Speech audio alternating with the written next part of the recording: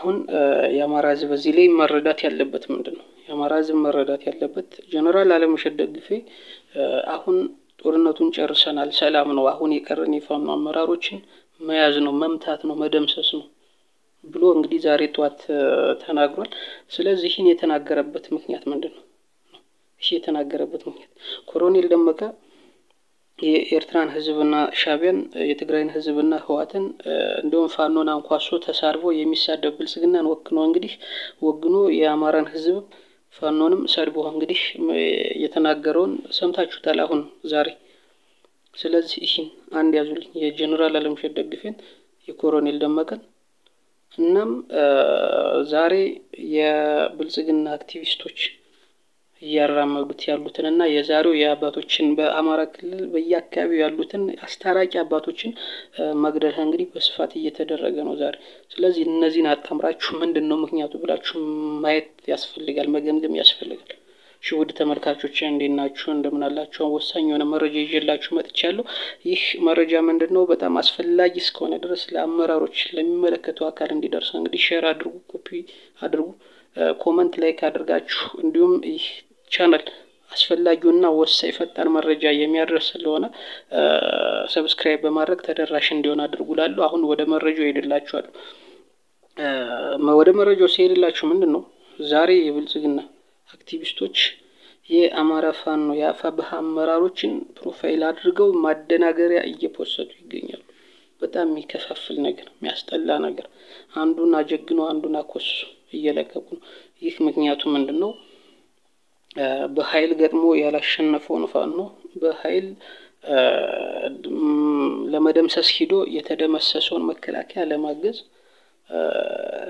የአማራን ህዝብ አንድነት ወደ አንድነት በተለይ ጎንደር ላይ ሰሞኑን በእናርበኛ ደረጃና በእናርበኛ ሀብቴ የሚደረገውን የአንድነት ንግግር ለማኮሰስና ወደ ኋላ ለመጎተት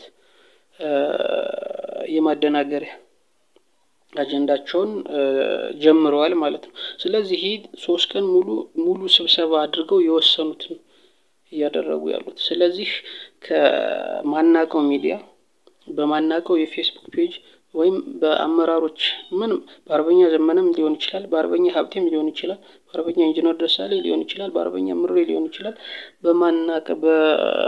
የነሱ ፌስቡክ ላይ አይጠቀሙም ሲጀመር በፌስቡካቸው አይፖስቱም። ነገር ግን እነሱ እንደፖስቱ አድርጎ እንግዲህ በይበልጥ የአመራሮችን ፕሮፋይል አድርጎ በአማራ ስም አማራን በሚገልጽ የአማራን ህዝብ በሚስብ ደረጃ ስሙንም ፕሮፋይሉንም አድርጎ እንግዲህ ይህን አይነት የተሳሳተና አሳሳች የሚያጣላ የሚከፋፍል መረጃ እየፖስቱ ይገኛሉ። ይህን ጥንቃቄ ያስፈልጋል።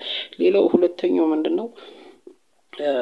ኮሎኔል ደመቀና አለምሸት ደግፌ የተናገሩትን ማየት ያስፈልጋል። ኮሎኔል ደመቀ የኤርትራን ህዝብ ሻቢያን፣ የትግራይን ህዝብ ህዋትን፣ የአማራን ህዝብ ፋኖን ሰድቦ አንኳሶ እንግዲህ ብልጽግናን ወግኖ መግለጫ መሳይ ወሬ አስተላልፏል ዛሬ ማለት ነው። ይህ እንግዲህ ምንድነው በጣም የጨነቀው የሰሊጥ ንግድ እንዳይቀርበት እና ያለው መንበረ የሚፖስቱትን ማየት ትችላላችሁ ዛሬ እና ኤርሚያስ ለገሰ እና ዘመርኩን በቀለ የሚለቁትንም ማየት ትችላላችሁ። ስለዚህ የሰሊጡ ንግድ እንዳይቀርበት የአማራ ህዝብ ሰቆቃ ውስጥ ጉድጓድ ውስጥ መቀበር አለበት ማለት ነው። ይህ ለነ ኮሎኔል ደመቀ ነው፣ ለነ ያለው መንበረ ነው፣ ለነ ስኳር ነው፣ ለነ ተመስገን ጥሩነህ ነው፣ ለነ አረጋ ከበደ ነው። ስለዚህ ከፍተኛ የሆነ ድንጋጤ ስለፈጠረባቸው ከፍተኛ የሆነ የስም ማጥፋት ዘመቻ ከፍቷል። አለምሸት ደግፌ ምንድነው ያለው? ሌላው 3 ቀን ተሰብስበው የወሰኑት ምንድነው? ስም አጥፍቶ አመራሮችን መምታት ነው። አለምሸት ደግፌ ጦርነቱን ጨርሰናል፣ አሁን የቀረን የፋኖ አመራሮችን መምታት ነው ብሎ ይህን ሲል ያለበት ምክንያት ምንድነው? አመራሮችን በድሮን በጀት በታንክ በቢኤም በሞርታር ሞክሮ ያልገደላቸውን አመራሮችን በአመራር ጋርዶችን ለማስገደል ከፍተኛ በጀት ተመድቧል። እንግዲህ በስብሰባቸው ላይ ወስኗል። ስለዚህ እንደ አማራ ፋኖ የአማራ ነገር የሚሰማችሁ የአማራ አመራሮችን ጋርዶችን መፖሰት አቁሙ። ፎቶአቸውን ስለነሱ መረጃ ምንም ነገር አትፖስቱ፣ አትናገሩ።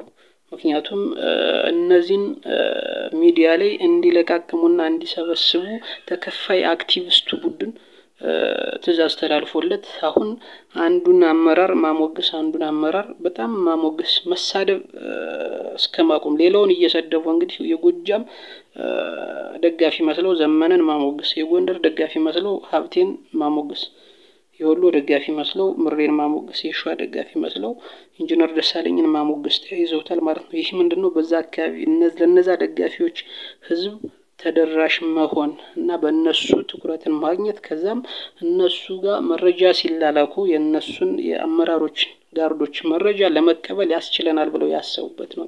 ስለዚህ በምንም አይነት መንገድ የአመራር ጋርዶችን መፖሰት ማቆም አለብን። ስለነሱ መረጃ መስጠት ማቆም አለብን። ስለዚህ ይህን መረጃ ከሰበሰቡ በኋላ እዛ አካባቢ ላይ ለተበተነው ሆዳምና ተከፋይ እንዲሁም ደግሞ ሰርጎ ለገቡ ደህንነት ይደርሳል ማለት ነው።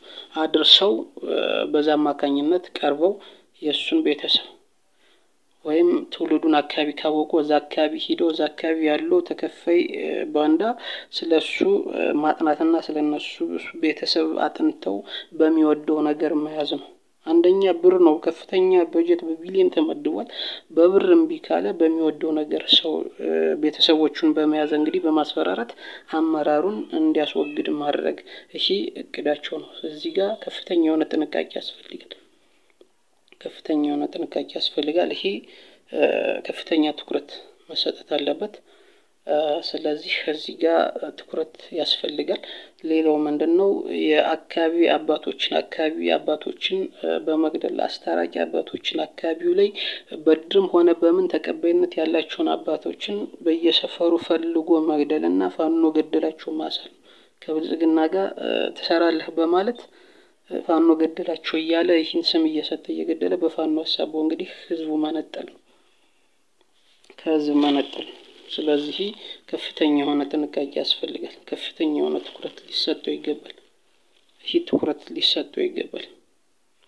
ስለዚህ ጠላት በዚህ ልክ እየተዘጋጀና እያቀደ ከመጣኛ ደግሞ ትንሿን ነገር ማድረግ አይከብደንም። ትንሿ ነገር ምንድነች? ምናገኘውን ነገር ሁሉ አለማውጣት ነው። ምናገኘውን ነገር ሁሉ አለማመን ነው። ከማን ነው የመጣ የሚለውን መገምገም መቻል ነው።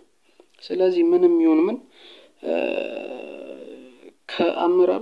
ከአመራሮች እስካልመጣ ድረስ ማመን የለብንም።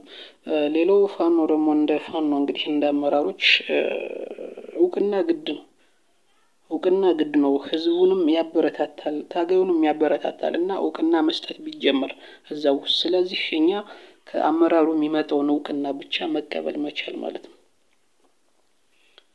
እኛ ደግሞ እንደዚህ ደግሞ እንግዲህ የመመረጥና መሪዎችን የሚሉትን የማዳመጥ ብቻ እንጂ አክቲቪስት አለመስማት አንደኛው ነገር ነው። ዲያስፖራ አለመስማት ይሄ አንድ አስተዋጽኦ የምናደርግበት መንገድ ነው። ጥንቃቄ ያስፈልጋል። አመሰግናለሁ።